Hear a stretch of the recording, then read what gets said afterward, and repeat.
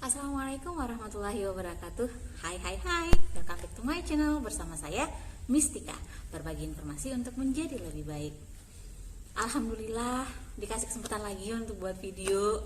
Setelah libur yang sangat panjang tidak pernah buat video, akhirnya alhamdulillah bisa buat video lagi dan bisa share informasi lagi untuk teman-teman yang sedang nonton saat ini. Nah, sebagai motivasi juga buat saya, jangan lupa subscribe, like, dan share agar kita bisa belajar bersama. Qadarullah, dunia mendapatkan cobaan dari Allah, yakni mendapat COVID-19, di mana dengan datangnya COVID-19 ini ada banyak beberapa sektor yang mungkin bisa sektor kehidupan yang mungkin bisa dibilang berubah. Kenapa saya katakan berubah? Karena ada banyak hal-hal rutinitas yang bisa kita lakukan biasanya di luar, namun tidak bisa kita lakukan saat datangnya virus COVID-19 ini.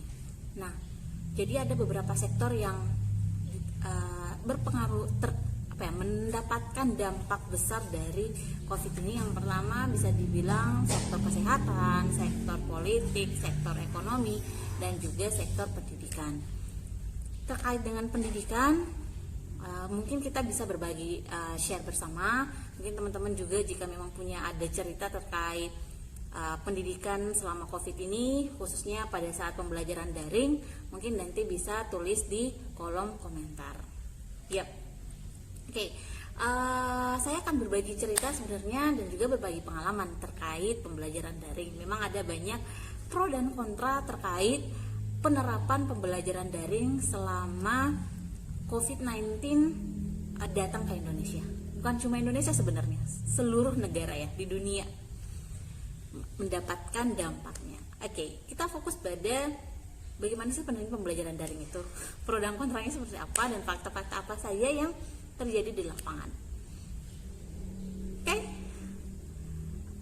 jadi ada banyak hal fakta-fakta yang muncul saat melakukan pembelajaran daring, baik dari guru, baik dari segi orang tua, ataupun dari segi siswa. Nah, sebelumnya saya akan mulai bercerita terkait fakta yang muncul pada segi guru dulu. Iya. Nah, ketika kita berbicara pendidikan dengan kondisi saat ini, guru dituntut untuk menjadi lebih kreatif. Harus lebih kreatif dan melek teknologi. Yang awalnya mungkin hanya tahu Facebook, Instagram, akhirnya dituntut menjadi lebih kreatif. Harus lebih tahu bagaimana cara mengkreasikan materi kepada siswa saat belajar online. Karena kenapa? Saat guru tidak melakukan kreativitas dalam pembelajaran, tidak ada ide-ide baru dalam pembelajaran, dengan pembelajaran online yakin dan percaya siswa akan merasa bosan. Akhirnya ditinggal oleh siswanya.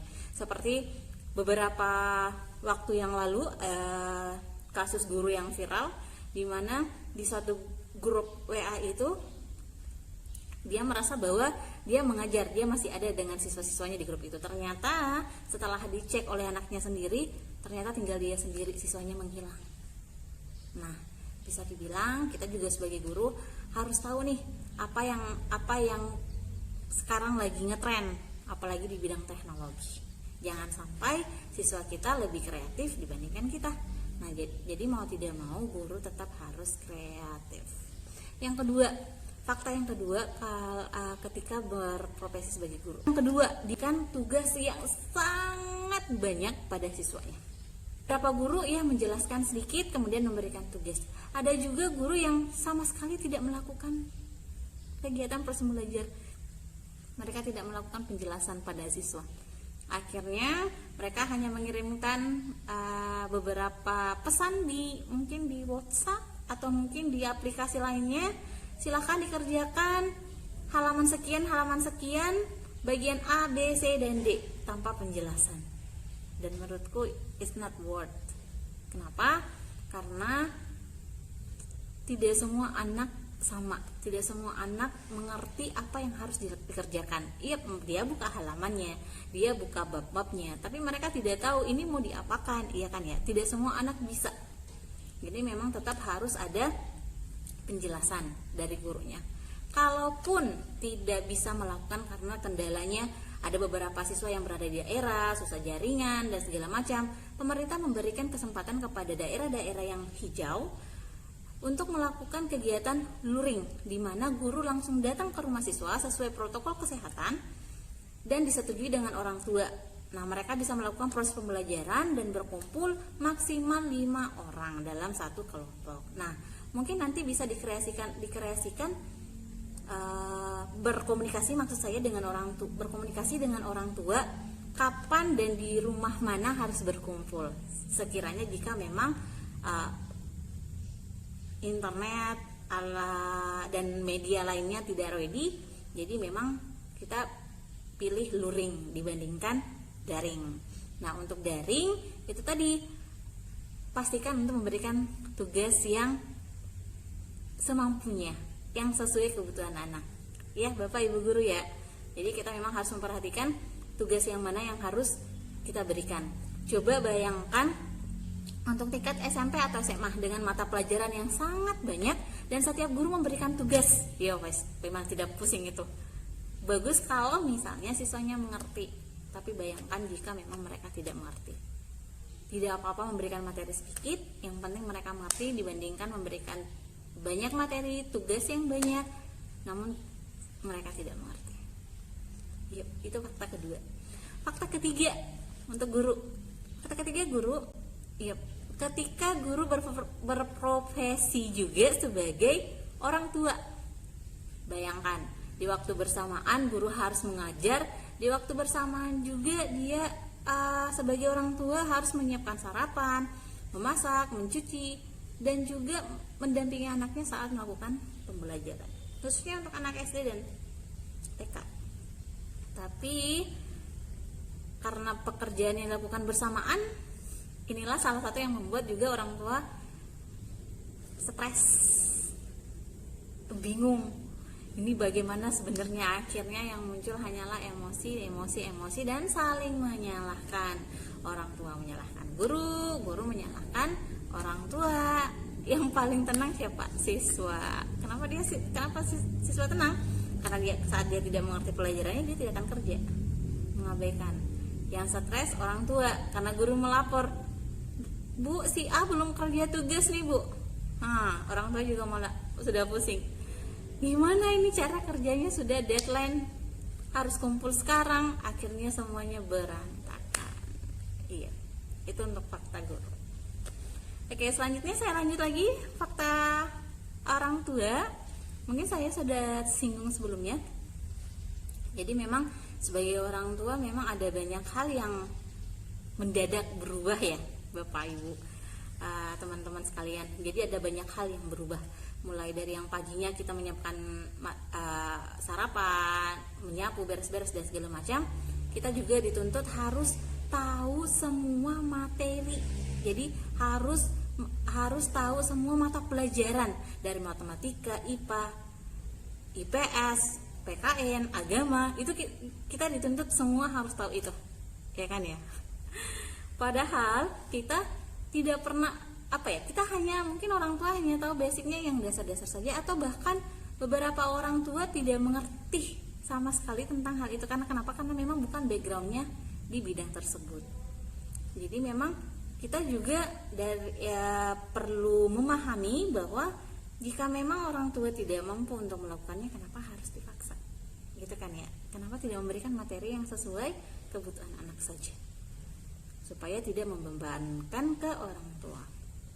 Jadi memang sebenarnya yang diperlukan di sini adalah komunikasi antara pihak sekolah dan orang tua.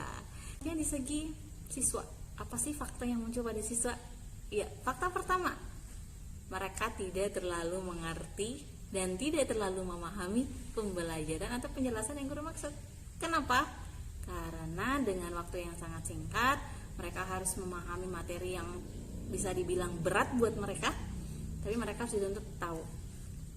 Terus yang kedua, pembelajaran yang akhirnya tidak jadi maksimal. Iya, pembelajaran tidak maksimal karena yang seharusnya ketika offline satu mata pelajaran 2 kali jam pelajaran, tapi pada saat online semuanya dipangkas dan dipersingkat, akhirnya kurang maksimal. Yang ketiga, dengan pembelajaran daring, beberapa di antara mereka ikut bergabung dalam sebuah aplikasi, mungkin aplikasi Zoom atau Google Classroom dengan mematikan kamera, dan kemudian mereka apa coba? Mereka main game atau mungkin meninggalkan tempat belajarnya atau melakukan kegiatan yang lain. Kenapa seperti itu? Ya itu tadi, karena ada munculnya rasa bosan, tidak ada pengawasan yang lebih, tidak ada pengawasan yang bisa dibilang mengawasi mereka saat mereka belajar, mungkin saat orang tuanya bekerja, ataukah mungkin orang di rumah tidak ada, jadi ya tidak ada. Mereka merasa free, mereka merasa bebas, dan akhirnya belajar pun juga seperti itu. Tapi tidak semua anak melakukan hal seperti itu. Ada juga anak yang tetap fokus melakukan kegiatan ini. Pembelajaran yang tidak maksimal dikarenakan internet, ataukah mungkin server yang digunakan sering putus nyambung gitu ya. Jadi kadang kuotanya habis, ataukah mungkin kualitas jaringan yang ada di daerah-daerah tertentu, karena kan mungkin kita kan berada di daerah yang berbeda-beda ya. Yang kadang beberapa daerah di daerah A jaringannya bagus, tapi di daerah B mungkin saja jaringannya tidak bagus. Jadi ini juga yang menjadi menjadi kendala saat melakukan proses pembelajaran via daring. Oke. Nah, dari semua fakta yang saya sebutkan, baik dari segi guru, orang tua, dan siswa, pembelajaran online itu memberikan kita kesempatan untuk belajar di mana saja, kapanpun kita bisa belajar. Jadi kalau sebelumnya kita perlu belajarnya ya udah kita ke sekolah belajar dari pagi sampai siang. Nah kalau sekarang itu semuanya fleksibel, kita bisa belajar dimanapun, kapanpun, mau pagi hari atau mungkin di mobil kita bisa belajar, atau mungkin di rumah, di kampung kita bisa belajar selama fasilitas internet, gadget, atau mungkin laptop tersedia. Seperti itu. Baik teman-teman, ayah bunda yang mungkin sedang menonton video saat ini, terima kasih banyak sudah meluangkan waktu untuk menonton video ini. Jika memang ada fakta-fakta di lapangan yang mungkin teman-teman temukan terkait pembelajaran daring, supaya share bersama juga, saya juga bisa belajar juga, mungkin bisa ditulis di kolom komentar ya, agar kita bisa berbagi informasi. Mohon maaf lahir dan batin. Terima kasih banyak. Assalamualaikum warahmatullahi wabarakatuh. Bye bye.